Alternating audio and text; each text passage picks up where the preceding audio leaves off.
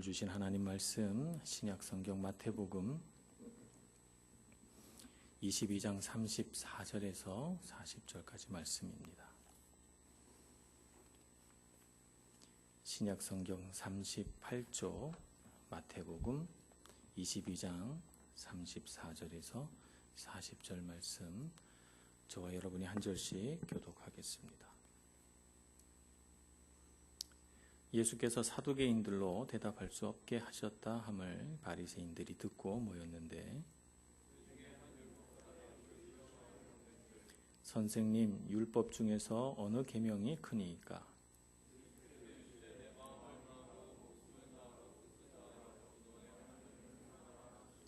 이것이 크고 첫째 되는 계명이요, 다 같이 이 두 계명이 온 율법과 선지자의 강령이니라. 아멘.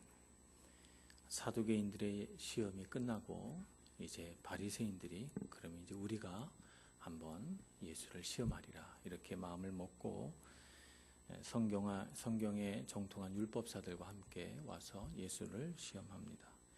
예수님을 시험할 때 무엇보다도 예수님이 바리새파도 아니고 원래 목수였던 그런 집안에서 자라났으니까 예수님의 어떤 성경적인 지식, 그분의 영성의 깊이 이런 것들을 바리새인들이나 율법사들이 상당히 가볍게 여겼으리라 하는 추측을 해봅니다. 우리가 한번 테스트를 해보리라 이렇게 생각을 하고 예수님에게 대답하기 대단히 어려운 질문 하나를 하게 되는데, 율법 중에서 어느 계명이 크냐 이렇게 질문을 하는 것입니다. 율법에 얼마나 많은 계명이 있어요.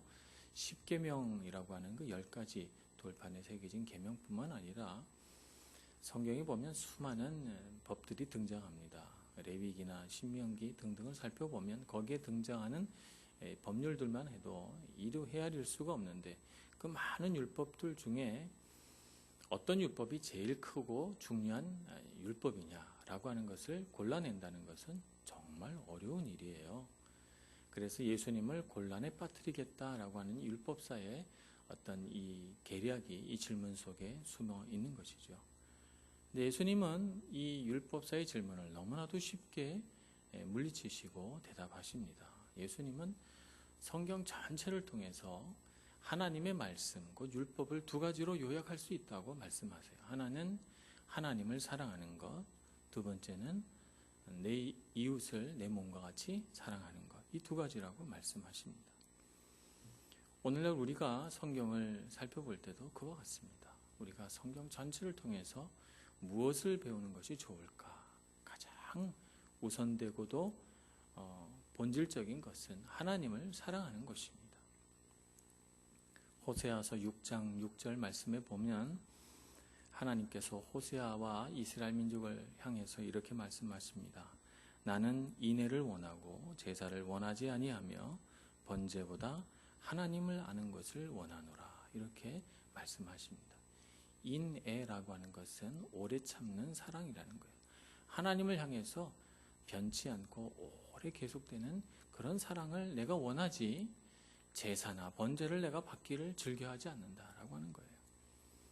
하나님께서 이스라엘 백성에게 받고 싶은 제사는 바로 이 사랑의 제사, 사랑하는 마음이다라고 하는 것을 호세아서는 말해주고 있습니다. 과연 하나님께서는 호세아에게 하나님 사랑, 하나님께서 하나님 백성을 향한 그 지극한 사랑을 설명해 주시기 위해서 호세아를 불러서 음란한 여자를 맞이해서 아내를 삼으라, 그리고 그녀를 통해서 자식을 낳아라 이렇게 명령을 하십니다. 그래서 호세아는 하나님의 명령을 받들어 그 땅에서 가장 음란한 여자 고멜이라고 하는 창녀를 얻어다가 아내로 맞이합니다. 음란한 여자를 찾아서 사랑하며 그와 함께 살아가며 하나님의 사랑이 얼마나 큰가, 그리고 그에 반해서 하나님의 사랑을 받는 이스라엘 백성, 곧 하나님의 백성들이 얼마나 자주 그리고 쉽게 하나님의 사랑을 거절하고 하나님이 아닌 다른 세상을 찾아가는가 하는 것을 우리에게 이 상징 행위를 통해서 가르쳐 주십니다. 과연 고멜은 호세아를 정말 사랑했을까?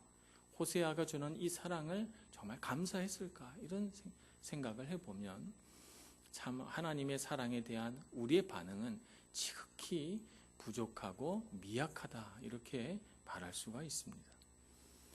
많은 하나님의 백성들이 하나님을 섬긴다 하면서 하나님을 온전히 찾지 않습니다.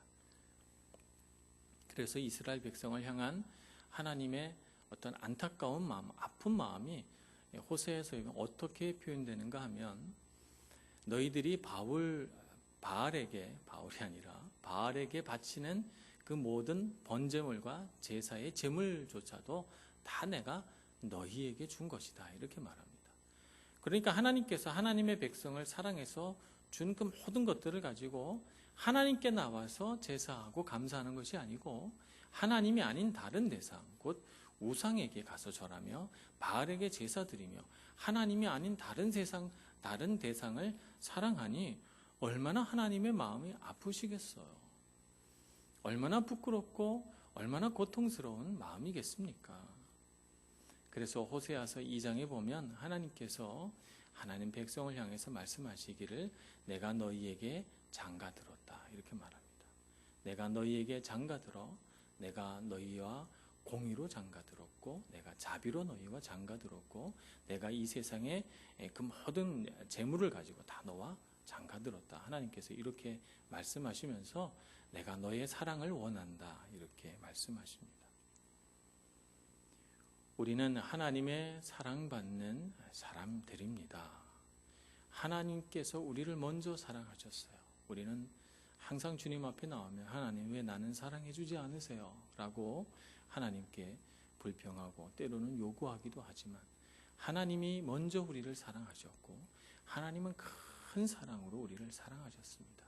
우리에게 있어서 문제는 하나님의 사랑을 모르고 하나님의 사랑을 쉽게 거절한다는 거예요. 그리고 하나님이 아닌 다른 것을 찾아서 우리의 열정을 쏟고 우리의 사랑을 쏟고 그리고 하나님 앞에 올 때는 다 비워버린 빈 껍데기로 주님 앞에 온다는 것이 하나님을 아프시게 하는 부분이지요. 그래서 하나님을 가장 기쁘시게 하는 마음이 뭔가 하면 하나님을 사랑하는 마음이에요. 하나님을 조금 사랑하는 마음 말고 많이 사랑하는 마음 말고 하나님께 전부를 드리는 사랑, 이 사랑을 우리가 하나님께 드려야 합니다.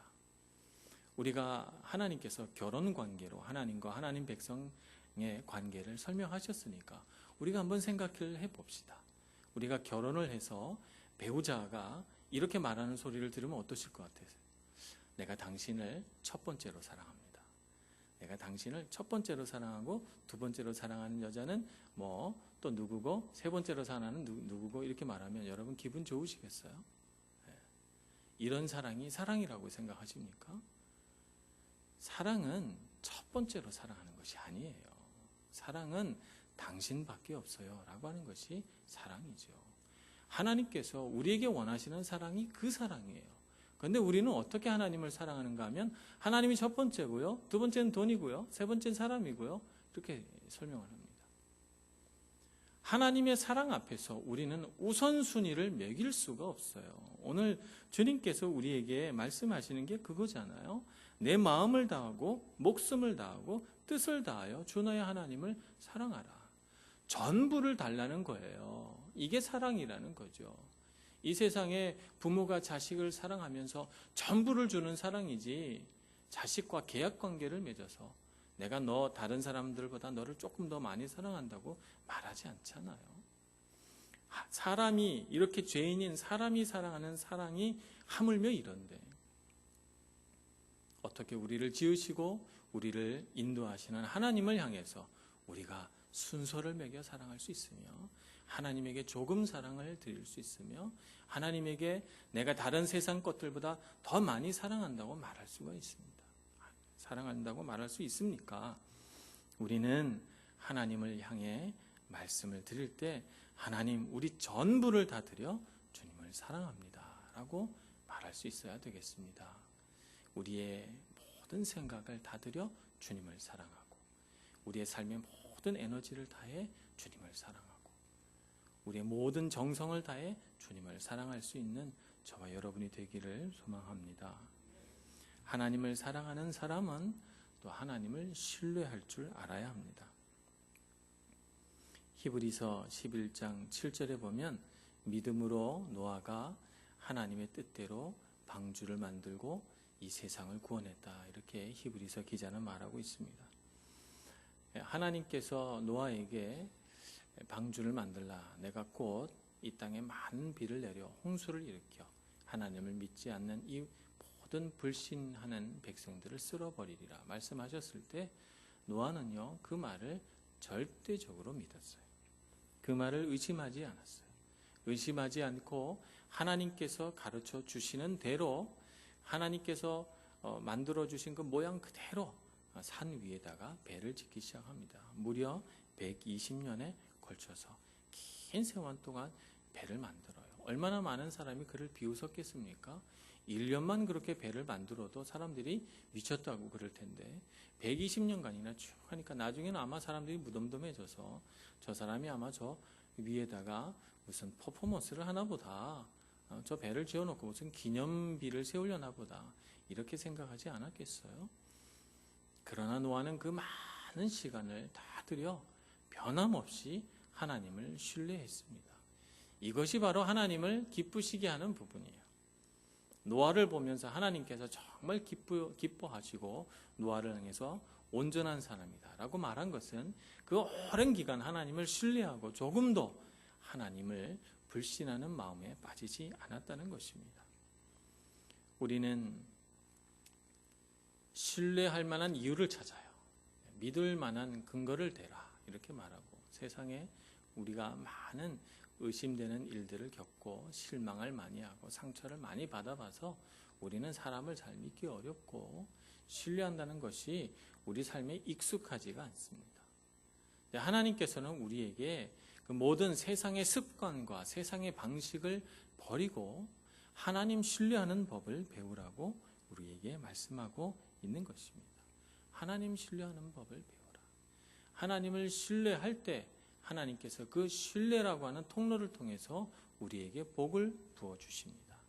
노아도 마찬가지로 하나님을 신뢰했기 때문에 하나님께서 이 지면의 모든 사람들을 물로 쓸어버리실 때 노아는 살아남았고, 노아를 통해서 많은 동물들과 이 세상의 식물들이, 생명체들이 살아남았어요. 노아가 바로 하나님을 신뢰함으로 그가 축복의 통로가 된 것입니다.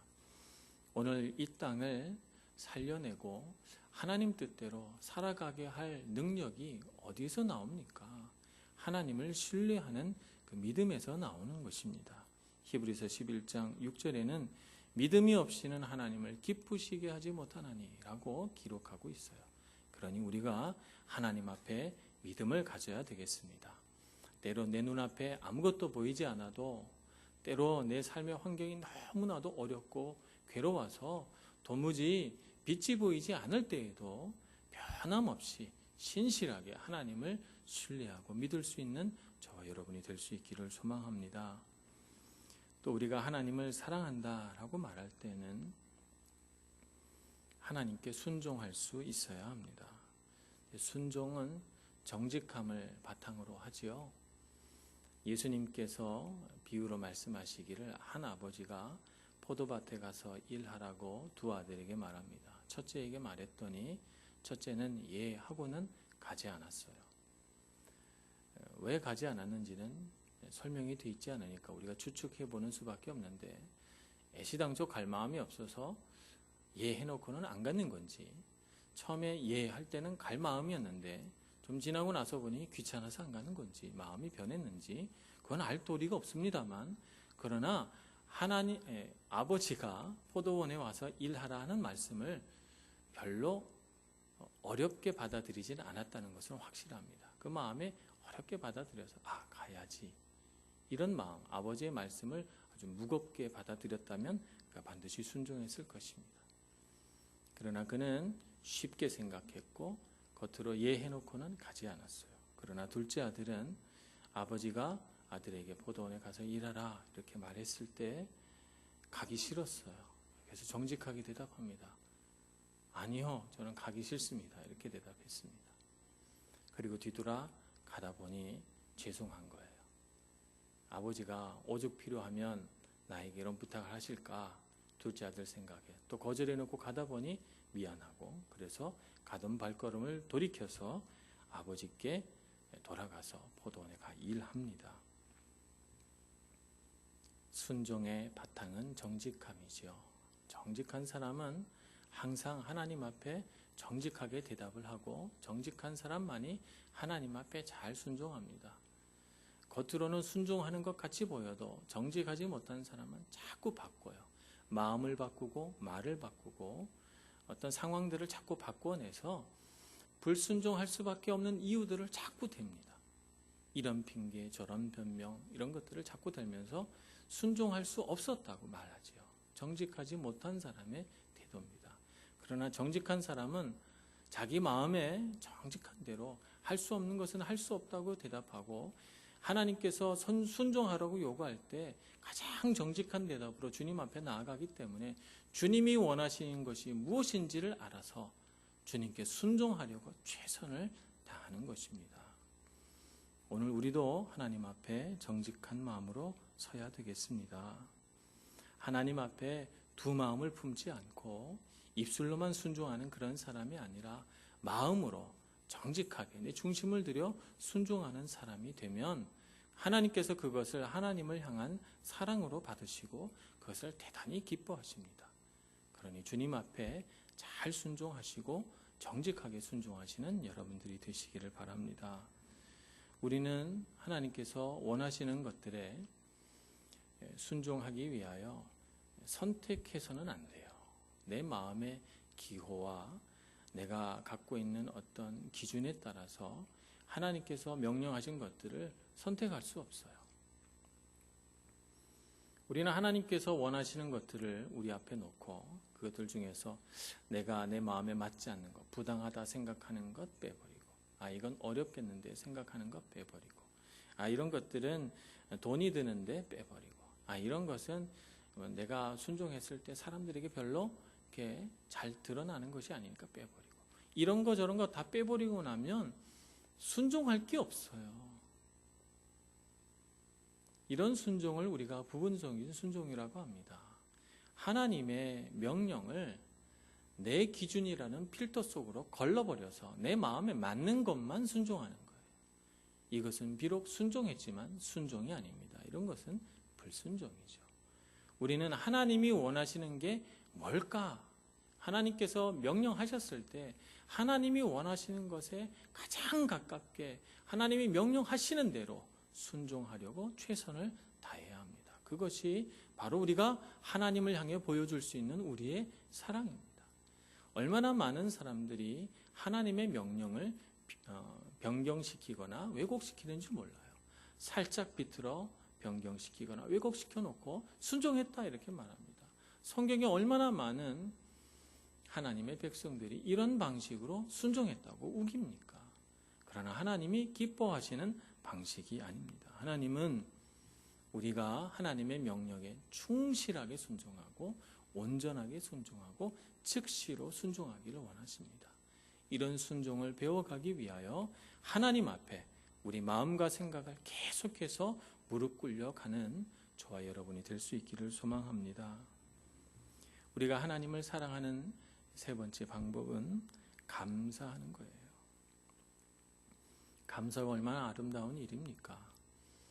예전에 어떤 동화를 보니까 이런 마을이 있었다 그래요. 두 마을인데 하나는 감사마을, 하나는 불평마을 이렇게 있었다는 거예요.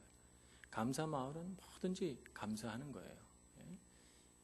어떤 상황이든지 불행한 일들도 있고 고통스러운 일들도 있지만 항상 그 가운데서 감사의 제목을 뽑아낼 줄 아는 아주 기가 막힌 사람들입니다. 감사마을의 사람들이죠. 불평마을의 사람들은 아무리 감사할 것이 많아도 그 중에서 꼭 불평할 것들을 끄집어내서 불평을 해야만 속이 시원한 사람들이에요.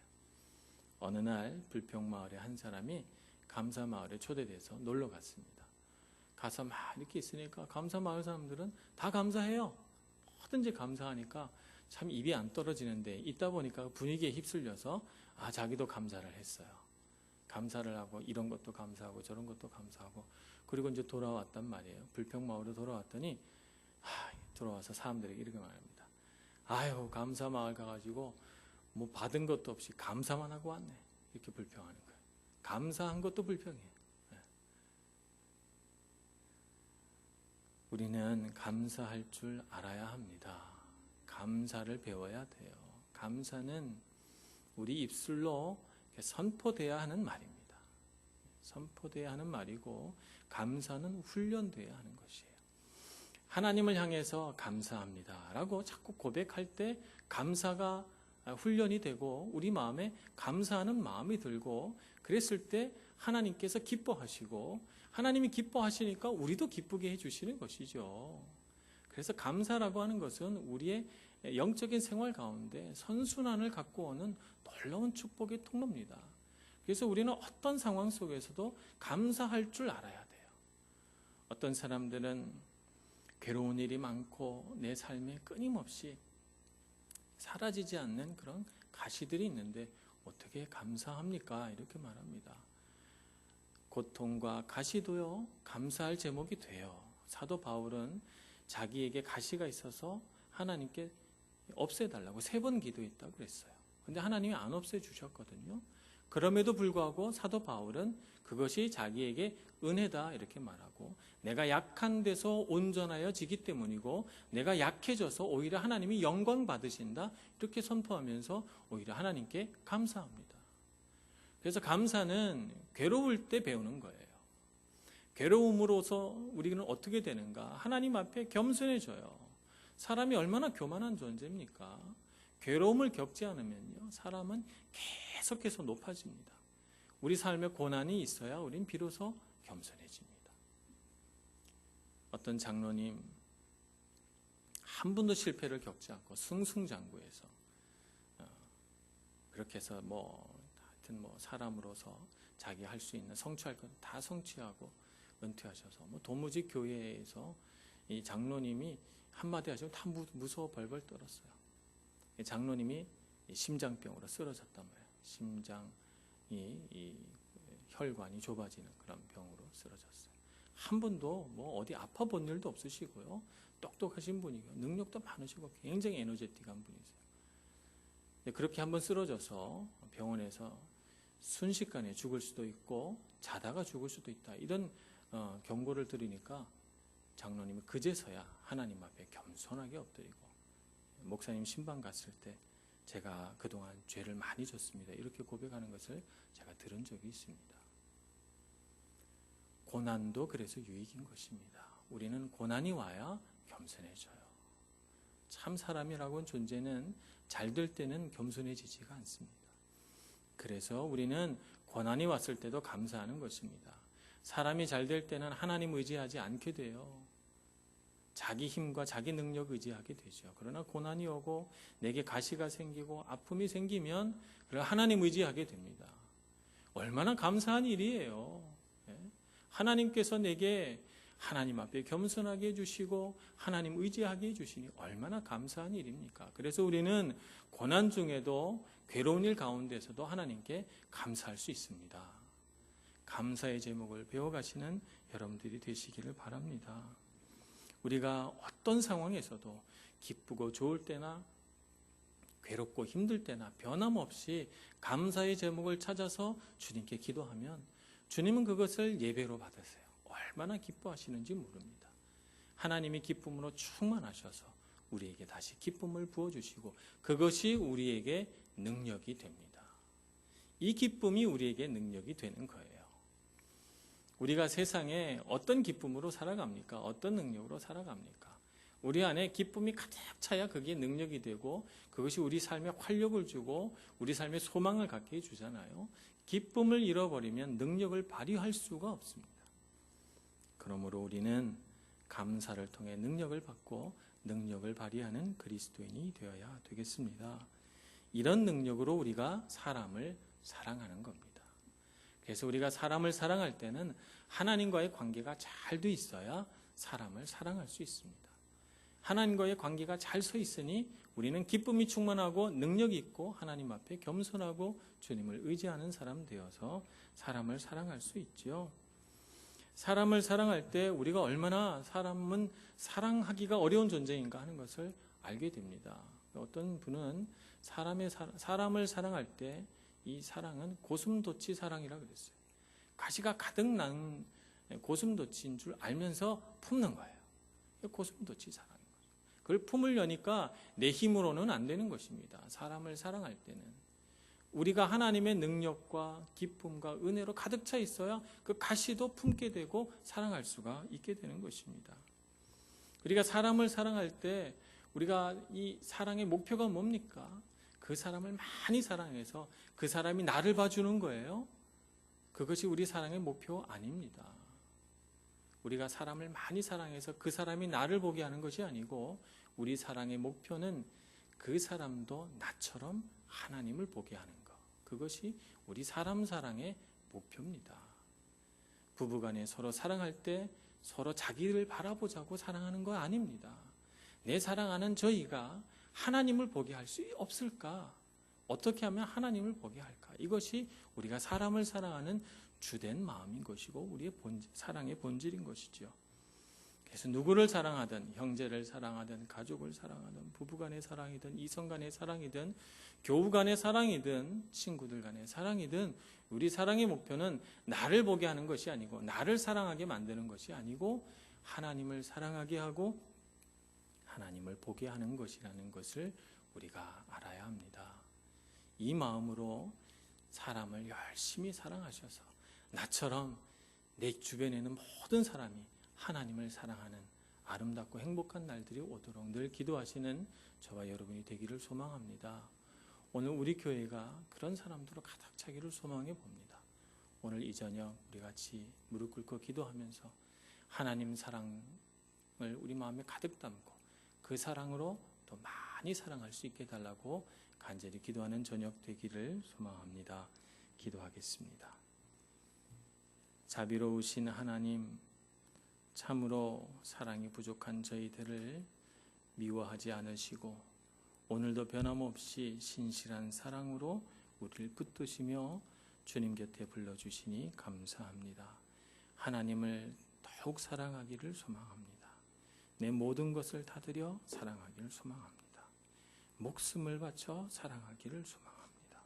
주님 오셔서 우리 사랑이 하나님 앞에서 온전해지기를 원하오니 주님 오셔서 우리의 사랑이 되어주시고 사랑의 능력을 부어주시고 우리로 하여금 더욱 사랑하는 사람 되게 하여 주옵소서. 예수님의 이름으로 기도합니다. 아멘.